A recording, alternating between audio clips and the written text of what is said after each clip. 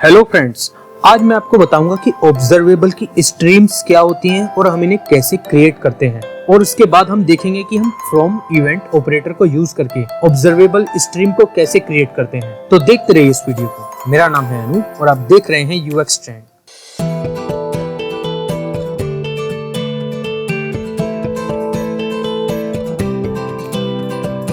Welcome back. आज से हम स्टार्ट करेंगे RxJS के ऑब्जर्वेबल और उनकी स्ट्रीम्स और इनको यूज करके देखेंगे प्रैक्टिकली अपने प्रोजेक्ट में।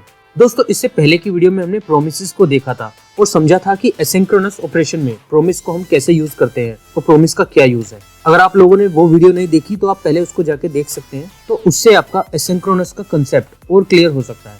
तो फिलहाल हम आगे बढ़ते हैं इस वीडियो में। अब दोस्तों, यहाँ पे मैं ऑब्जर्वेबल के लिए भी एक कंपोनेंट क्रिएट कर लेता हूँ। मैं लिखता हूँ ng-gc और ऑब्जर्वेबल।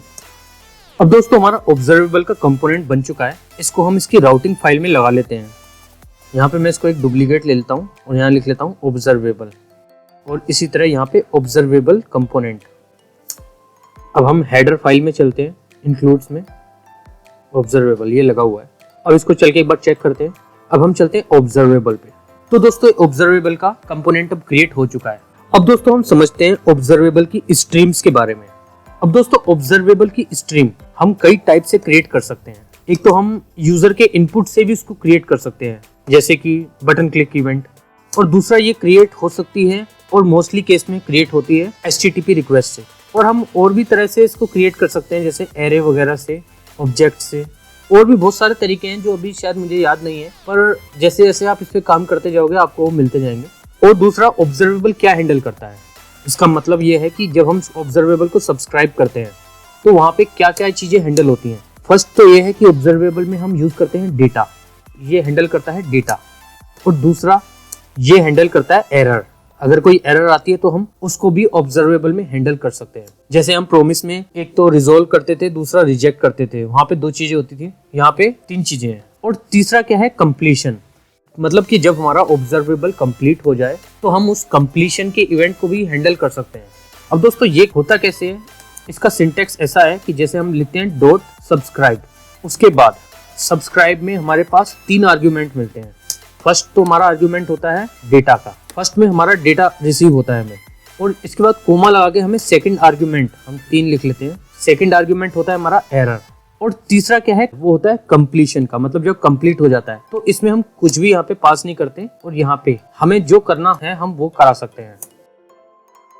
तो दोस्तों, ये होता है सिंटेक्स। इस टाइप से हम ऑब्जर्वेबल को हैंडल कर सकते हैं, डेटा, एरर और कंप्लीशन। अब दोस्तों, हम स्टार्ट करते हैं एक सिंपल ऑब्जर्वेबल को क्रिएट करने से। अब हम सबसे पहले कैसे ऑब्जर्वेबल क्रिएट करेंगे, हम करेंगे यूजर इनपुट यानी कि बटन क्लिक के इवेंट से। बटन क्लिक के इवेंट से हम कैसे कर सकते हैं, अब हम वो देखते हैं। इसको मैं कमेंट करके रख देता हूँ। अब दोस्तों, ये हमारा है प्रोमिस और ये है ऑब्जर्वेबल। अब लेकिन ऑब्जर्वेबल में हमारे पास कई सारी चीजें होंगी, जैसा कि मैंने आपको दिखाया था इसकी फर्स्ट वीडियो में। जो प्रोजेक्ट मैंने ऑलरेडी बना रखा था उसमें मैंने कैसे ऑब्जर्वेबल के टैब में यहाँ सारे बॉक्स बना रखे थे, जो जो चीजें हम बनाने वाले हैं। तो पहले हम उसकी UI बना लेते हैं। तो दोस्तों, ऑब्जर्वेबल में जो जो भी चीजें होंगी उसको हम रखेंगे ऑब्जर्वेबल के अंदर, मतलब चाइल्ड राउटिंग हम यहाँ पे यूज करेंगे। तो अब हम क्या करते हैं, ऑब्जर्वेबल में ऐसे हेडिंग लिख लेते हैं कि हम चलते हैं प्रोमिस वाले HTML पेज में, ये कॉपी कर लेते हैं और यहाँ पेस्ट कर देते हैं। ये मैं हटा देता हूँ। तो अब यहाँ ऑब्जर्वेबल आ गया। अब हम बनाते हैं इसके चाइल्ड कंपोनेंट्स। तो अब सबसे पहले जो कंपोनेंट है वो क्या होगा कंपोनेंट, सबसे पहले हम बनाते हैं एक लिस्ट का कंपोनेंट, जिस कंपोनेंट में सारे ऑब्जर्वेबल्स की लिस्ट आएगी। तो अब मैं क्या करता हूँ, इसको क्लोज कर देता हूँ और एक न्यू टर्मिनल ऐसे ओपन करता हूँ। ऑब्जर्वेबल पे जाके मैं पॉइंट करता हूँ और इसको ओपन इन टर्मिनल। तो अब ये ऑब्जर्वेबल को पॉइंट करते हुए खुलेगा। अब हम यहाँ लिखते हैं ng-gc all, मतलब ऑल नाम से एक कंपोनेंट हम बना रहे हैं। अब हम यहाँ पे एक कंपोनेंट और बना लेते हैं फ्रॉम इवेंट के लिए, जो कि हम यूज करने वाले हैं। तो ऑब्जर्वेबल में हमारे पास ये 2 कंपोनेंट आ गए हैं, ऑल का, इसको मैं डिलीट करता हूँ, और फ्रॉम इवेंट का। अब हम सबसे पहले इनकी राउटिंग करते हैं। हम चलते हैं राउटिंग फाइल में। अब दोस्तों, हमें चाइल्ड राउट किसके बनाने हैं, हमें बनाने हैं ऑब्जर्वेबल के। तो हम क्या करते हैं, यहाँ पे कोमा देके लिखते हैं चिल्ड्रन और उसके बाद कोलन, और ये एक एरे बन जाएगा। अब इस एरे में हम क्या करेंगे, फिर से ये पाथ और ये क्या होगा, लिस्ट कंपोनेंट। तो अब हमें यहाँ पे क्या लिखना है, कंपोनेंट, और यहाँ पे हमने जो कंपोनेंट बनाया है ऑल कंपोनेंट। अब दोस्तों, ऑल की जगह हम यहाँ भी लिस्ट ही कर लेते हैं, लिस्ट ज्यादा ठीक रहेगा। इसको मैं यहाँ भी पेस्ट कर देता हूँ और यहाँ सब जगह लिस्ट कर देता हूँ और उसी टाइप से यहाँ भी मैं इसको रीनेम करके लिस्ट कर देता हूँ।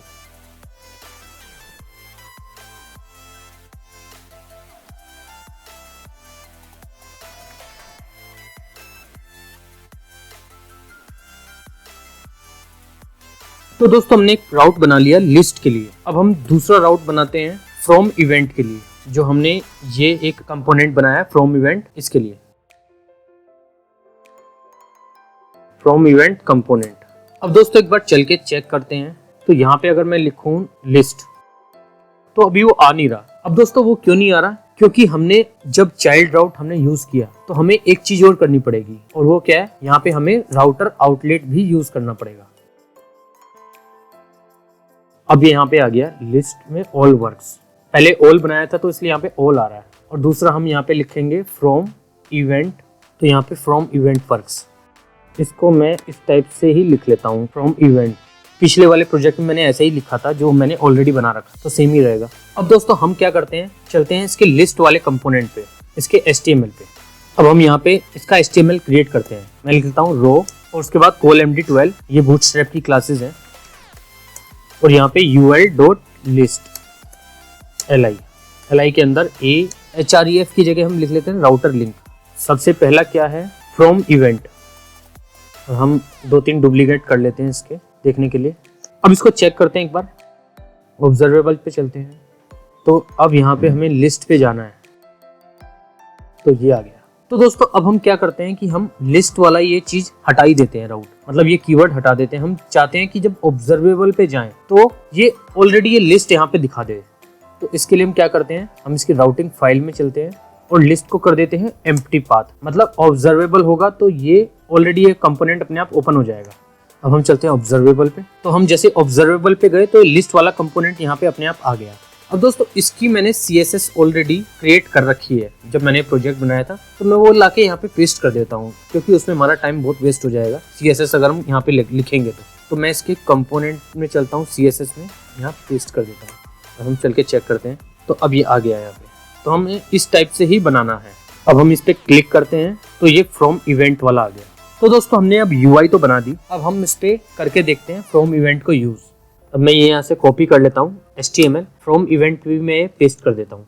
इसको हटा देता हूँ, यहाँ लिख लेता हूँ फ्रॉम इवेंट, तो ये ऐसे आ गया। अब दोस्तों मैं इसको ऑब्जर्वेबल वाली हेडिंग को हटा ही लेता हूँ, ये फालतू में यहाँ पे स्पेस ले रही है, तो मैं यहाँ से ये सब हटा ही देता हूँ। इसको सिर्फ मैं यहाँ पे राउटर आउटलेट रख लेता हूँ, क्योंकि हमें पता तो है कि ये सारे ऑब्जर्वेबल हैं, तो अभी ठीक है। अब हम ऑब्जर्वेबल पे जाएंगे तो यहाँ पे विदाउट ऑब्जर्वेबल की हेडिंग के ये सारे ऑब्जर्वेबल यहाँ दिख रहे हैं। मैं इसमें थोड़ा ऊपर से स्पेस दे देता हूँ लिस्ट कंपोनेंट की CSS फाइल में यहाँ पे 40px, ठीक है। अब हम चलते हैं फ्रॉम इवेंट पे। अब ठीक है। अब दोस्तों पहले मैं यहाँ पे UI क्रिएट कर लेता हूँ इसकी। मैं यहाँ पे लेता हूँ एक रो और उसके बाद कॉलम, colMD4 ले लेता हूँ, 2 ले लेता हूँ ये, तो ये ऐसे आ गए। अब मैं इसमें कार्ड क्रिएट कर लेता हूँ, डॉट कार्ड, और कार्ड हेडर यहाँ पे लिख लेता हूँ ऐड वीडियो, और उसमें होता है कार्ड बॉडी। ये बूटस्ट्रैप का कार्ड है। इसके अंदर मैं रख लेता हूँ बटन, और इसकी क्लास रख लेता हूँ डॉट बटन btn प्राइमरी। यहाँ लिख लेता हूँ ऐड। एक बार देखते हैं इसको। तो दोस्तों इस टाइप से दिख रहा है।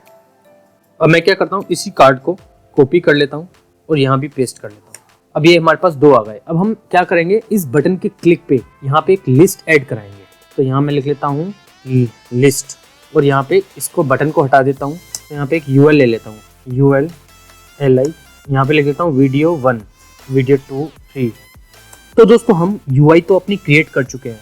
अब हम देखेंगे कि हम यहाँ पे फ्रॉम इवेंट से ऑब्जर्वेबल की स्ट्रीम कैसे क्रिएट करते हैं। अब चलते हैं इसकी TS फाइल पे। अब यहाँ पे हम यूज करेंगे फ्रॉम इवेंट।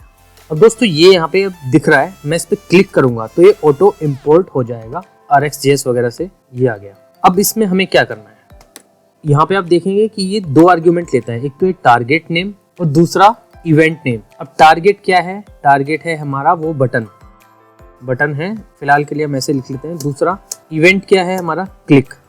तो दोस्तों अब ये बटन जो है, यहाँ पे बटन का रेफरेंस हम कैसे देंगे, तो बटन का रेफरेंस देने के लिए हम क्या करते हैं, यहाँ पे एक टेम्पलेट रेफरेंस वेरिएबल बना लेते हैं, ऐड btn लिख लेता हूँ, ऐड बटन।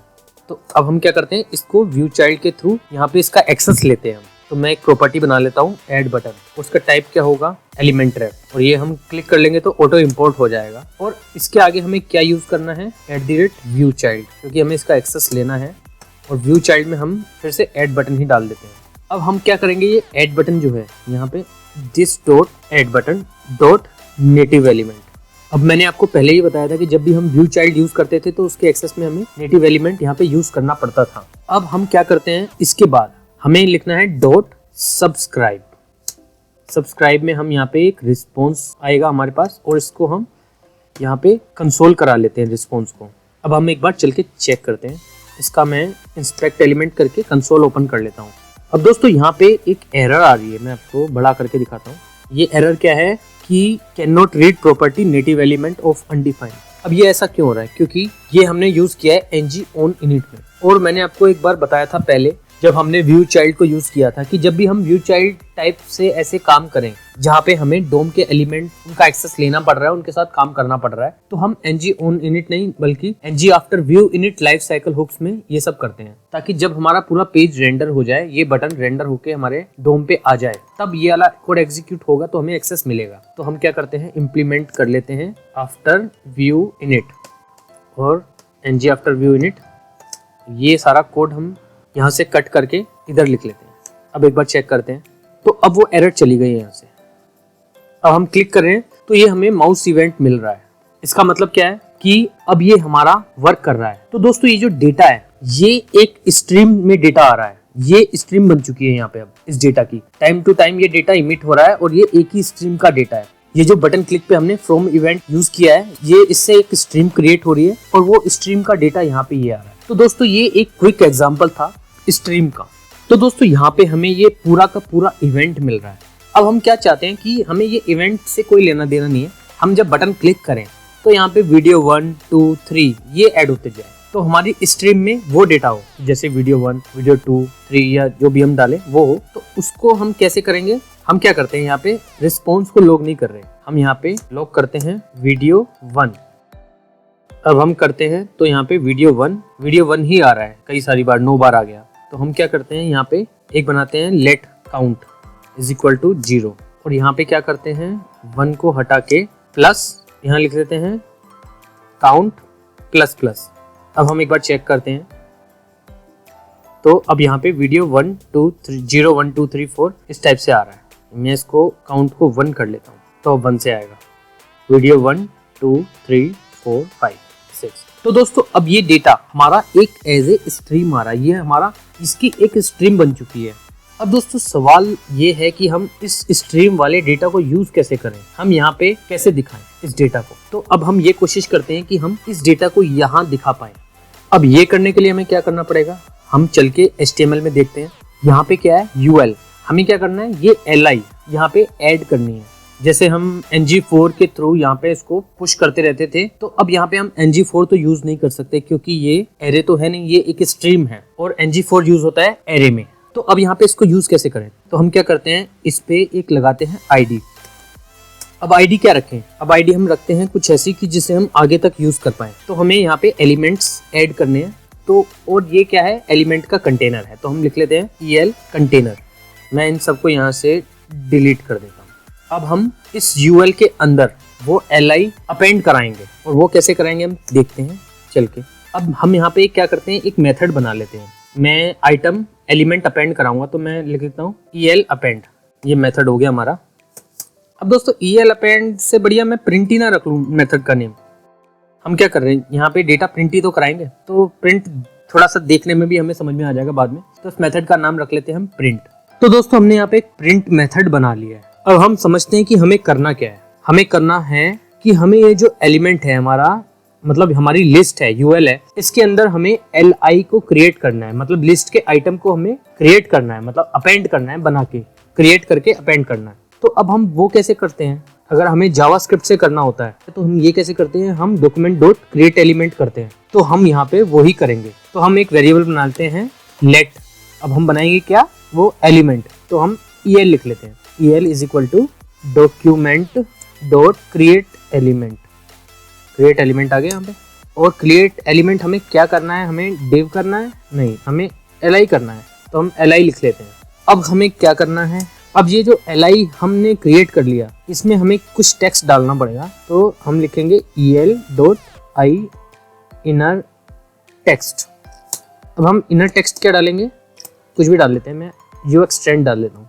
ठीक है, अब हमने एक li क्रिएट कर लिए और उस li में टेक्स्ट डाल दिया ux trend, और ये क्या है, हमारा प्रिंट मेथड है। ठीक है, अब हम क्या करेंगे, इस li को कहाँ डालेंगे, इस li को हमें डालना है इसके अंदर, ul id के अंदर। तो हमने इसमें एक id लगा रखी है, el कंटेनर्स को कॉपी कर लेते हैं हम और चलते हैं यहाँ पे। अब हमें क्या करना है, ये जो हमने el बना लिया है, एलिमेंट बना लिया है, इसको अपेंड करना है उस ul में। तो अब हम यहाँ क्या करेंगे, हमें यहाँ लिखना है document dot gate element by id। दोस्तों ये सिंपल जावास्क्रिप्ट है, इसमें कुछ खास ऐसा नहीं है समझने लायक। अब हम यहाँ पे पेस्ट कर देते हैं वो id, ये इसी की id है। अब यहाँ पे हमें क्या करना है, ये वाला जो el है, एलिमेंट है li, ये अपेंड करना है। तो हम क्या करेंगे, डॉट अपेंड चाइल्ड, क्या होगा el। अब हम क्या करते हैं, जहाँ पे हम वीडियो और ये काउंट बढ़ा रहे हैं, इसके नीचे हम क्या करते हैं, दिस डॉट प्रिंट, इस मेथड को भी चला देते हैं। जब भी हम इस पे क्लिक करेंगे तो ये मेथड एग्जीक्यूट होगा। अब हम इसको एक बार चेक करके देखते हैं क्या हो रहा है। अब मैं इस पे क्लिक करता हूँ तो दोस्तों आपने देखा यहाँ पे एक लिस्ट आइटम क्रिएट हो गया और उसमें क्या लिखा आने लगा, ux trend, और यहाँ पे क्या आ रहा है, वीडियो 1, दूसरा वीडियो 2, और यहाँ पे फिर से ux trend आ गया। ये वीडियो 1 और 2 क्यों आ रहा है, क्योंकि यहाँ पे ये तो कंसोल लोग हमने कुछ और करा रखा है, और ये आ रहा है प्रिंट मेथड से, ये li यहाँ पे क्रिएट हो रही है। इसको हम इंस्पेक्ट करके एक बार चेक करते हैं। तो यहाँ पे ये li क्रिएट हो रही है, मैं एक बार और क्लिक करूंगा तो यहाँ पे एक li और बढ़ जाएगी। तो आपने देखा यहाँ पे ये बढ़ती जा रही है। अब मैं जितनी बार करूंगा उतनी बार यहाँ पे ऐड होती जा रही है। तो अब हमें क्या करना है, हमें यहाँ पे ये नहीं करना है ऐड, हमें क्या करना है, ऐड वही ऐड करना है जो हम कंसोल करा रहे हैं, वीडियो 1 2 3। तो हम इसको करके देखते हैं। तो अब हमें यहाँ पे ये चीज चेंज करनी है, हमें यहाँ पे स्टैटिक ux trend नहीं डालना। तो अब हम क्या करेंगे, हम इस प्रिंट मेथड में एक आर्ग्यूमेंट यूज करेंगे। आर्ग्यूमेंट हम क्या लिख लेते हैं, वेल, यानी कि वैल्यू, और इस वेल को हम यहाँ रख देते हैं। अब क्या करते हैं, यहाँ पे हम ये जो ये है इसको यहाँ डाल के एक बार चेक करते हैं। इसको यहाँ पे ऐसे नहीं डालता, मैं एक वेरिएबल क्रिएट कर लेता हूँ यहाँ पे, let count well is equal to ये, और ये काउंट वेल को हम यहाँ डाल देते हैं और यहाँ भी डाल देते हैं। अब एक बार चेक करके देखते हैं। तो दोस्तों अब ये ठीक आ रहा है। अब हम यहाँ ऐड कर रहे हैं तो ये ऐड होता जा रहा है। तो दोस्तों ये तरीका था कि हम फ्रॉम इवेंट को जब यूज करते हैं तो इससे हम ऑब्जर्वेबल स्ट्रीम कैसे क्रिएट कर पा रहे हैं। और ये जो प्रिंट वाला जो तरीका मैंने आपको बताया, ये तरीका मैंने आपको इसलिए बताया कि आप अपने ऑब्जर्वेबल का जो डेटा है वो यहाँ पे शो कैसे कर सकते हैं। तो वो आप इस टाइप से शो कर सकते हैं, वो जो डेटा इमिट हो रहा है उसको आप यहाँ पे अपेंड करा सकते हैं अपने किसी भी कंटेनर में। अब दोस्तों मैं अगर एक बॉक्स और ले लेता हूँ ऐसा, तो क्या होगा फिर हम देखते हैं। मैं अगर यहाँ पे इसको कॉपी पेस्ट कर लेता हूँ तो अब यहाँ पे 2 ID तो होती नहीं है, तो अब एक ID हम डुप्लीकेट तो ले नहीं सकते आईडी को, तो हमें क्या करना पड़ेगा, इसको 2 करना पड़ेगा। अब हम चेक करते हैं। अब मैं ऐड करता हूँ तो एक में ही ऐड हो रहा है, अब दूसरी में ऐड नहीं हो रहा। क्यों? क्योंकि यहाँ पे अब इसकी आईडी चेंज हो गई और आईडी को हम सेम नहीं रख सकते। तो अब हम यहाँ पे क्या करते हैं, हम इस चीज को भी डायनेमिक कर लेते हैं कि हम किसी एक आईडी के भरोसे न रहें। हम यहाँ कोई भी अपनी मनपसंद की आईडी डाल सकें, या जहाँ भी हम जिस भी कंटेनर में डालना चाहते हैं हम उसकी आईडी यहाँ पे दे सकें। तो हम क्या करते हैं, हम एक और यहाँ पे आर्ग्यूमेंट पास कर लेते हैं, और वो क्या होगा, कंटेनर की आईडी। तो हमारा आर्ग्यूमेंट है कंटेनर आईडी, और इस कंटेनर आईडी को हम यहाँ पे पास कर देते हैं। तो अब ये हमारी आईडी भी डायनेमिक हो गई। तो अब हमें यहाँ पे इस प्रिंट मेथड जो हम एग्जीक्यूट कर रहे हैं, हमें यहाँ भी क्या देना पड़ेगा, ये EL कंटेनर। अब हम चेक करते हैं। तो अब ये इस वाले में हो रहा है क्योंकि हमने ये वाली आईडी का कंटेनर यहाँ पास किया है। अब मैं क्या करता हूँ, इसका एक डुप्लीकेट ले लेता हूँ और ये 2 हटा देता हूँ। तो अब ये 2 बार एग्जीक्यूट होगा, पहले इस वाली आईडी के लिए, दूसरी बार इस दूसरी वाली आईडी के लिए। तो दोस्तों आपने देखा अब दोनों में आ रहा है क्योंकि हमने दोनों के लिए अलग अलग मेथड कॉल किए हैं। मेथड एक ही है पर हमने कॉल 2 बार किया है, एक बार इस आईडी के लिए, एक बार दूसरी आईडी के लिए। अब दोस्तों ये काम हमें बहुत बार करना पड़ेगा। हम जिस भी ऑपरेटर पे काम करेंगे तो हमें अपने इमिटेड डेटा को प्रिंट कराने के लिए ये हर कंपोनेंट में काम ऑलमोस्ट करना ही पड़ेगा। तो हम क्या करते हैं, इसको थोड़ा सा और डायनेमिक कर लेते हैं। तो अब मैं क्या करता हूँ, एक सर्विस क्रिएट कर लेता हूँ। मैं यहाँ पे ऐप में फोल्डर बना लेता हूँ एक ऐप सर्विसेज नाम से, और यहाँ पे एक सर्विस क्रिएट कर लेता हूँ। इसको मैं ओपन इन टर्मिनल करता हूँ यहाँ पे मैं लिख लेता हूँ NG for generate, S for services और सर्विस नेम क्या देता हूँ डिजाइन यूटिलिटी। तो दोस्तों हमारी ये सर्विस क्रिएट हो चुकी है। अब हम क्या करते हैं, इस प्रिंट मेथड को यहाँ से कट करते हैं और इसकी सर्विस फाइल में इसको रख लेते हैं ताकि हम इसको ग्लोबली पूरे प्रोजेक्ट में यूज कर पाए। और उसके बाद हमें क्या करना है, इस सर्विस को यहाँ पे इंजेक्ट करना है डिपेंडेंसी इंजेक्शन के थ्रू। तो मैं यहाँ लिख देता हूँ प्राइवेट अंडरस्कोर डिजाइन यूटिलिटी और ये क्या है हमारी डिजाइन यूटिलिटी सर्विस। मैं यहाँ क्लिक कर लेता हूँ तो ये ऑटो इम्पोर्ट हो जाएगा। अब हमें यहाँ क्या करना है, हम जो ये दिस डॉट प्रिंट यूज कर रहे थे हम इसको ऐसे करेंगे this dot underscore design utility dot print और ये जो चीज है जो इसके आर्ग्यूमेंट है हम यहाँ पास करेंगे। इसी टाइप से इसको भी मैं कट करके यहाँ डाल लेता हूँ और इनको हम डिलीट कर देते हैं। अब इसको एक बार चेक करके देखते हैं। तो दोस्तों ये अब भी सही काम कर रहा है। अब इससे फायदा क्या है कि ये हमारा एक ग्लोबल सर्विस में पहुंच चुका है। अब हमें जब भी यूज करना पड़ेगा इसको किसी भी कंपोनेंट पे तो हम डायरेक्ट इसको सर्विस से लेके यूज कर सकते हैं। तो हमारा ये कोड वहां रखा है, हमें हर बार कंपोनेंट में ये मेथड नहीं लिखना पड़ेगा। तो दोस्तों इस वीडियो में हमने देखा कि हम फ्रॉम इवेंट मेथड को यूज करके स्ट्रीम कैसे क्रिएट कर सकते हैं और उस स्ट्रीम को हम यहाँ पे डिस्प्ले कैसे कर रहे हैं। एक्चुअली इस वीडियो में मैं सोच रहा था एक दो कंसेप्ट और इंक्लूड करूंगा जैसे इंटरवल और टाइमर वगैरह, पर क्योंकि इसमें हमने इस प्रोजेक्ट का थोड़ा बेसिक सेटअप भी किया है, हमने कंपोनेंट वगैरह क्रिएट करे हैं और ये सब थोड़ा बेसिक स्ट्रक्चर क्रिएट किया है और ये सर्विस वगैरह ये ऐड करिए तो ये वीडियो थोड़ी सी लंबी हो गई। तो इसलिए इसके आगे के कंसेप्ट हम इसकी नेक्स्ट वीडियो में देखेंगे। दोस्तों अगर आपको मेरी वीडियो पसंद आई हो तो इस वीडियो को लाइक करें और शेयर करें। अगर आप न्यू है मेरे चैनल पे तो प्लीज मेरे चैनल को सब्सक्राइब करें। Thanks for watching, see you in next video. इसकी नेक्स्ट वीडियो में हम देखेंगे कि हम RxJS के इंटरवल और टाइमर ऑपरेटर को कैसे यूज करते हैं। Keep watching UX trend. अगर आपको मेरी ये वीडियो पसंद आई है तो इस वीडियो को लाइक कीजिए और सब्सक्राइब कीजिए मेरे चैनल UX ट्रेंड को ताकि मेरी नेक्स्ट टेक्नोलॉजी वीडियो का अपडेट आपको मिल सके।